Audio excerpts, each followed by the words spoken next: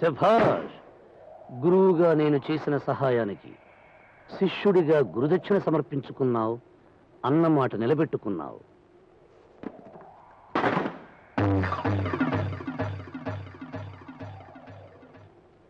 ఇది గురుదక్షిణ కాదు, దుష్ట శిక్షణ. ఏమిటి అవతారం? దుష్టుల్ని శిక్షించాలి అంటే అవతారం మార్చక తప్పదు బిల్లా. అంటే ఈ అవతారంలో వెళ్ళి దాన్ని శిక్షించి వచ్చావన్నమాట.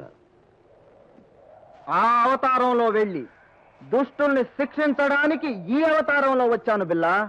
ఇది శవపేటిక కాదు, నువ్వు శవాలుగా మార్చిన కొన్ని జీవాల జ్ఞాపిక.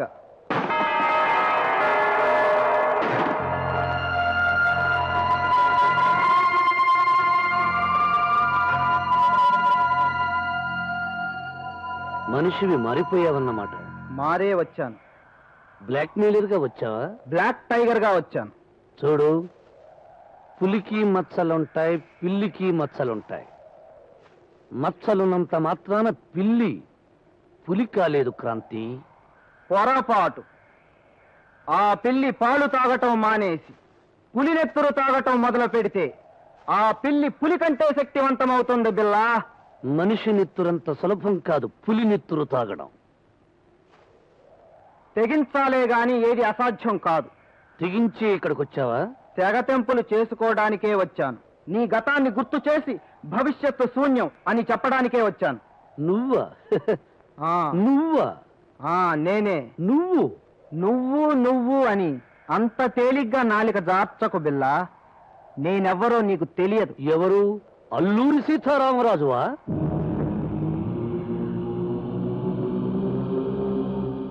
ఆ సీతారామరాజుకి వారసుడు నువ్వా?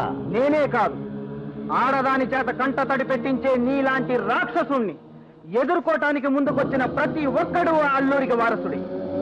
తెలుగు గడ్డను బంగారు గడ్డ చేసిన ఆ పులి బిడ్డరా వీడు. దాని మాయలో పడిపోయావన్నమాట. నీ మాయలోంచి బయటపడ్డాను. అది నీ మనసు మార్చేసి. నిజం. అది దేనికైనా సమర్థురా. అది ఇప్పుడే తెలిసింది.